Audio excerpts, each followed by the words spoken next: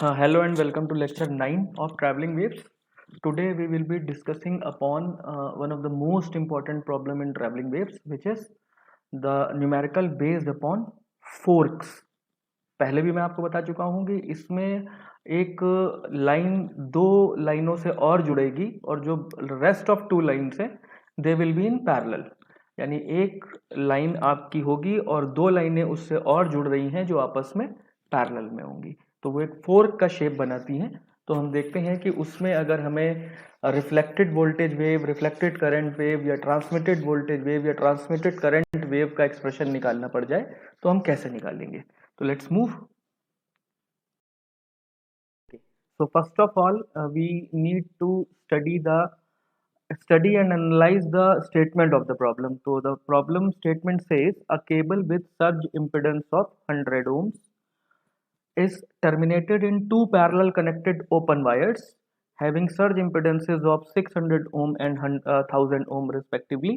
If a steep fronted voltage wave of 2 kV travels along the cable, find the voltage and current in the cable and the open wire lines immediately after the traveling wave has reached the transition point. और एक condition दे रखी है, the voltage wave may be assume to be of infinite length. Okay, तो first of all अगर मैं numericals में data की बात करूं तो इसमें जो केबल का डेटा मुझे इम्पिडेंस ऑफ 100 ओम्स दिख रहा है, ये ज़्यादा है। हमने पढ़ा था कि जो केबल्स का आपका कैरेक्टरिस्टिक इम्पिडेंस या सर्ज इम्पिडेंस होता है वो 40 ओम 50 ओम के आसपास होता है। तो it is a bit pinching to eye कि इसका 100 ओम दे रखा है, लेकिन it is a given data, तो we will not put our head in this कि इसको क्यों दे रखा है, कहाँ दे रखा है, कैसे दे रखा है, ये सब बात की बातें, ये हमारे लिए इनपुट डेटा है। लेकिन मोस्ट ऑफ द टाइम्स इसकी जो वैल्यू होती है वो 40 50 60 ओम से ज़्यादा नहीं होती केबल के सर्ज इम्पिडेंस की। फाइन। दूसरी बात कि दिख रहा है अभी भी कि जो दो लाइनें रेस्ट ऑफ टू लाइंस जो आपस में पैरेलल में है उनका सर्ज इम्पिडेंसेस दे रखा है 600 ओम एंड 1000 ओम रिस्पेक्टिवली। तो ये दोनों जो आपके सर्ज इम्पिडेंसेस हैं ये काफ़ी ज़्यादा हैं विद रिस्पेक्ट टू केबल, तो इनमें से आइडेंटिफाई करना आसान है कि 100 ओम केबल का होगा, 600 ओम एक ओवरहेड लाइन का होगा और 1000 ओम दूसरी ओवरहेड लाइन का होगा। तो बिल्कुल सिंपल सी बात हो गई कि एक केबल है जो अपने एंड वायर्स पर जंक्शन पॉइंट पे दो अलग अलग लाइनों से जुड़ी हुई हैं ओवरहेड लाइन से, और वो दोनों ओवरहेड लाइंस आपस में पैरेलल में है। तो हम आगे बढ़ते हैं। इनपुट डेटा में हमें तीनों का सर्ज इम्पिडेंसेस गिवन है और इंसिडेंट वेव का मैग्नीट्यूड गिवन है जो है 2 kV। ओके, तो let us see the diagram first. तो डायग्राम आपको स्क्रीन के लेफ्ट हैंड साइड पे दिख रहा होगा, दिस वन। ये आप ये एरो अभी हटा दीजिएगा, इस एरो का अभी कोई काम नहीं है, this arrow is of no use right now. तो आगे बढ़ते हैं और समझने की कोशिश करते हैं कि इनमें चीज़ें किस तरीके से लिखी जाएंगी। तो हमने देखा कि एक केबल है, ये आपका केबल हो गई, इसमें से आपकी ट्रैवलिंग वेव आगे बढ़ती है, वो ए पर पहुंचती है जो जंक्शन पॉइंट है, और यहाँ पर इसको दो लाइनें आपस में पैरेलल में मिलती हैं, दो ओवरलेड हेडलाइंस, जिसमें एक का कैरेक्टरिस्टिक इम्पिडेंस 600 ओम है और दूसरे का कैरेक्टरिस्टिक इम्पिडेंस आपका 1000 ओम है। फाइन। तो और हम थोड़ा डिटेल में चलते हैं और जो जो स्पेसिफिकेशंस पता हैं उनको हम मार्क कर लेते हैं। तो E dash and I dash are symbols of incident wave. Okay, तो सिंगल डैश क्वांटिटी हमेशा इंसिडेंट को रिप्रेजेंट करेगी, डबल डैश क्वांटिटीज आपकी रिफ्लेक्टेड को रिप्रेजेंट करेंगी, और जिसमें कोई भी डैश नहीं होगा लाइक ई एंड आई, ये आपकी ट्रांसमिटेड वेव को एक्सप्रेस करती हैं। तो लेट अस मूव फॉरवर्ड। तो अगर हमें ट्रांसमिटेड वोल्टेज ई निकालना है, यहाँ पे एक चीज़ और ध्यान दीजिएगा कि यहाँ पे जो पैरेलल लाइंस हैं उनमें मैंने यहाँ पर भी ई लिखा है ट्रांसमिटेड वेव, और यहाँ पर भी ई लिखा है। दोनों लाइनें आपस में पैरेलल में काम कर रही हैं, तो आप यहाँ पे E1 E2 करने की गलती मत करिएगा, ये बेसिक कंसेप्ट के खिलाफ होगा कि अगर वोल्टेज की बात आप कर रहे हो और दोनों का वोल्टेज यहाँ पे अलग अलग दिखा दे रहे हो तो ये गड़बड़ है। तो बट नेचुरल है कि अगर वोल्टेज पैरेलल में बराबर होता है तो आपका जो ई होगा वो दोनों में कॉमन आएगा। यहाँ पे भी उसका सिंबल वोल्टेज का, ट्रांसमिटेड वोल्टेज वेव का ई होगा, और यहाँ पर भी ट्रांसमिटेड वोल्टेज वेव ई ही होगी, because both of the lines are working in parallel. या इसका करंट I1 होगा, transmitted current for first line will be I1 and transmitted current for second line will be I2। Fine. और इसका characteristic impedance Z1 मान लिया गया है line 1 का, लाइन 2 का कैरेक्टरिस्टिक इम्पिडेंस Z2 मान लिया गया है, और जो इंसिडेंट लाइन थी, जो आपकी केबल थी, उसका इम्पिडेंस Z माना गया हुआ है। तो let us move forward with the symbols, और जहाँ पे फॉर्मूले आएंगे वहाँ पे मैं आपको प्रीवियस सिंबल जो इस्तेमाल करे हैं वो वर्बली बोल के बताऊंगा। जैसे कि हम जानते थे पिछले एक्सप्रेशंस के थ्रू कि हमने transmitted voltage E equals to E dash into 1 plus K निकाला था। तो यहाँ पे क्योंकि कैपिटल सिंबल्स लिए गए हैं तो E equals to E dash into 1 plus K लिख दिया, where E dash is your incident wave, के आपका ट्रांसमिशन कोफिशिएंट होगा क्योंकि E आपका ट्रांसमिटेड वेव है। ओके, तो हमने ट्रांसमिटेड वेव को इंसिडेंट वेव के टर्म में लिखा हुआ है with the help of transmission coefficient के। अब यहीं से थोड़ा सा चीजों को सोचना पड़ेगा हमें कि k की वैल्यू आप लिखते थे R2 minus R1 upon R2 plus R1, लेकिन यहां पर अगर आप देखो तो आपको R2 के बारे में सोचना पड़ेगा, क्योंकि R2 क्या हो सकता है। R2 आप ट्रांसमिशन लाइन जो पहली ओवरहेड लाइन है उसके लिए लोगे या दूसरी ओवरहेड लाइन के लिए लोगे। तो यहां पर कंसेप्ट लगेगा कि अगर ये पैरेलल में काम कर रही हैं दोनों लाइंस, तो हमको अब ZT निकालना पड़ेगा। जो R2 आप या Z2 आप लिखते थे उसकी जगह आप Z टोटल निकालोगे, और टोटल कैसे निकलेगा, दोनों लाइंस को पैरेलल में सॉल्व करके। तो अगेन देखिए यहां पर मैंने ई डैश की जगह 2 लिखा हुआ है क्योंकि ये गिवन डेटा है, 2 kV की इंसिडेंट वेव थी, ये गिवन डेटा है आपका, और अगेन 1 प्लस के लिखा हुआ है, और k की जगह मैंने यहां रिप्रेजेंट करा है ZT minus Z upon ZT plus Z। तो जो आपका ZT है, ये जो ZT क्वांटिटी है, ये अब दोनों लाइंस के पैरेलल में वर्किंग करने के बिहाफ पे निकाली जाएगी, because both lines are working in parallel. तो यहाँ पे आपको Z2 लिखने में दिक्कत आएगी कि इसके रिस्पेक्ट में आप इंसिडेंट को देखोगे या इसके रिस्पेक्ट में इंसिडेंट को देखोगे। तो instead of this we will be targeting the parallel combinations of both of them. तो पैरेलल कॉम्बिनेशन अगर हमें लिखना है तो अलग से ZT लिख लेते हैं और ZT को निकाल लेते हैं। तो ZT क्या होगा, Z1 Z2 upon Z1 plus Z2। Okay, तो अब Z1 की वैल्यू क्या है, Z1 का कैरेक्टरिस्टिक इंपेडेंस 600 ओम्स गिवन है, Z2 का कैरेक्टरिस्टिक इंपेडेंस 1000 ओम गिवन है, अपॉन 600 प्लस 1000, तो ये आपका आ जाएगा 6000 अपॉन 16। तो Z टोटल इज 6000 अपॉन 16। अब ZT की इस वैल्यू को हम इस फॉर्मूले में रख देते हैं जहां पे हमने ZT minus Z upon ZT plus Z करा था K निकालने के लिए, रिफ्लेक्शन कोफिशिएंट निकालने के लिए। तो अब हमारा फॉर्मूला हो गया E equals to 2 plus 6000 divide by 16 minus 100, क्योंकि अब आप ZT माइनस Z कर रहे हो, और Z क्या है आपका, Z है आपका इंसिडेंट वेव का कैरेक्टरिस्टिक इंपेडेंस। फाइन, तो ZT minus Z upon ZT plus Z। तो जब आप इसको कंप्लीटली सॉल्व कर लोगे या तो आपको 3156 kV अप्रोक्सीमेटली E की वैल्यू मिल जाएगी। E is your transmitted voltage wave. तो अगर आपको अब I1 निकालना है तो इट इज इजी कि आप E अपॉन Z1 कर दीजिए। Z1 आपका पहली लाइन के लिए 600 ओम गिवन है, पहली ओवरहेड लाइन के लिए 600 ओम्स गिवन है, तो it will come as 3156 divide by 600। So again it will come as 5.26 amperes. Similarly जब आप I2 निकालोगे तो आप E अपॉन Z2 कर दोगे, it will come as 3156 divide by 1000। 1000 is surge impedance value of second line, तो ये आपका 3.156 एम्पियर्स आ जाएगा। तो आपने अभी आपने अभी ट्रांसमिशन से रिलेटेड सारी क्वांटिटीज निकालनी, E निकाल लिया, I1 निकाल लिया और I2 निकाल लिया। अगर मुझे रिफ्लेक्टेड वोल्टेज लिखना होगा तो आप जानते हो reflected voltage wave, I am writing this over here, reflected voltage wave आपकी होती है E double dash equals to K into E dash. Fine, तो अब इसमें हम अपनी वैल्यूज को रिप्लेस कर लेते हैं। तो E डैश की वैल्यू कितनी गिवन है, 2, ई डैश इज 2 और के आपका क्या हो जाएगा ZT minus Z upon ZT plus Z.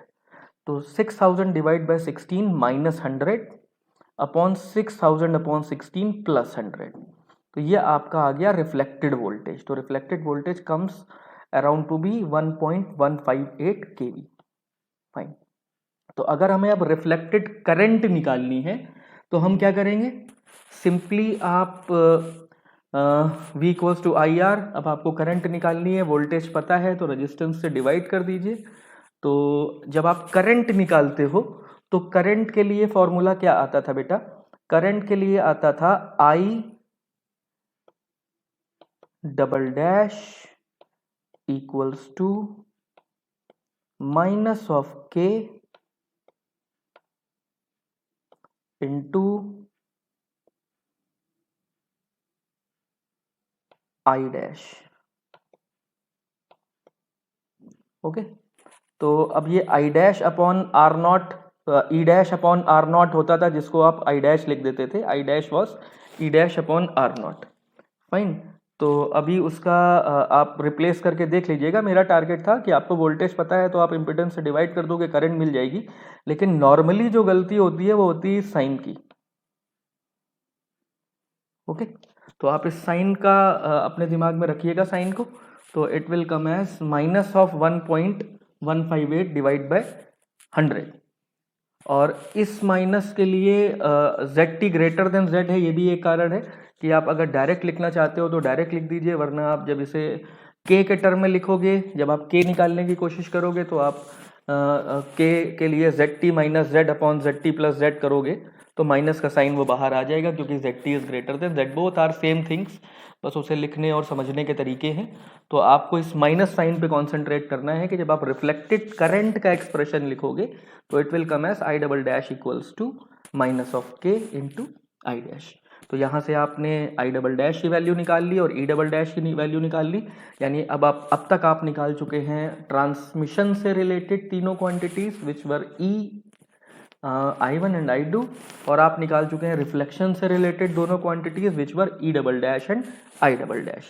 तो चलिए क्रॉस चेक करते हैं। क्रॉस चेक के लिए टोटल ऑफ I अगर मैं बात करूं, टोटल जो आपकी I होगी वो कितनी होनी चाहिए, वो होनी चाहिए इंसिडेंट और रिफ्लेक्टेड के बराबर।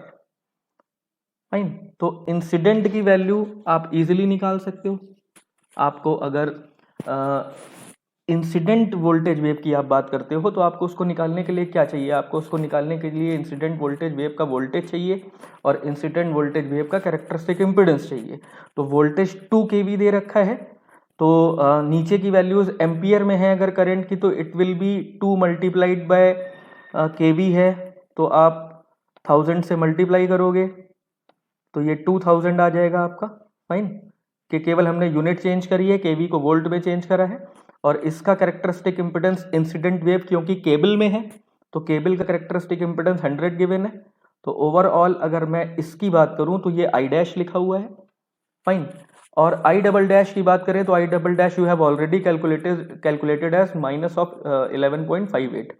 तो हम यहां से आई निकाल सकते हैं। तो आई आ जाएगा आपका 8.42। I will come as 8.42। Fine. तो यहां से आपने आई की वैल्यू निकाल ली। तो अगर अब आप I1 प्लस I2 निकालना चाहते हो तो I1 प्लस I2 निकालने के लिए आप ये I1 I2 निकाल चुके हो, दोनों को जोड़ लीजिएगा तो ये आ जाएगा आपका 8 पॉइंट समथिंग। और जब आप इन दोनों को जोड़ोगे I dash plus I double dash को, तब भी आपका 8 पॉइंट समथिंग ही आएगा। तो यहां से आपने क्या देखा कि इस तरीके के केसेस में इंसिडेंट प्लस रिफ्लेक्टेड वेव का जो एक्सप्रेशन आएगा, दोनों का समेशन, वो जो आपकी ओवरहेड लाइंस हैं उनमें जो करंट है उनके समेशन के बराबर होगा। You can prove this, it can be asked ऐसा प्रूफ टाइप प्रॉब्लम्स के डिराइव दिस। ओके, तो हमने क्या देखा, हमें एक केबल दी हुई थी, वो एक अपने जंक्शन पे दो पैरेलल ओवरहेड लाइंस के साथ जुड़ी हुई थी। हमने पहले ये देखा कि जब भी दो पैरेलल लाइन ओवरहेड में काम कर रही होंगी, ओवरहेड की तरह होंगी, तब ज़रूरी पड़ जाता है कि हम उनके लिए ZT निकाल लें, उनका Z टोटल निकाल लें, इंस्टेड ऑफ कि उनका अलग अलग इम्पिडेंस निकालने के, कि हम उन दोनों का इम्पैक्ट देखेंगे, दोनों को हम पैरेलल में सर्किट को सॉल्व कर लेंगे। तो ZT निकालने पे Z1 Z2 upon Z1 plus Z2 आ जाएगा। जब हम ZT निकाल लेंगे तब हम फॉर्मूला लगाएंगे कि E equals to E dash into 1 plus K, यानी ट्रांसमिटेड वोल्टेज वेव को हम इंसिडेंट वोल्टेज के फॉर्म में लिख देंगे। तो हमारा आ जाएगा E आपका 2 गिवन है, तो यहां से आप निकाल लोगे कैपिटल E डैश आपका 2 गिवन है, तो E equals to 2 into 1 plus K की जगह ZT minus Z0 upon ZT plus Z0।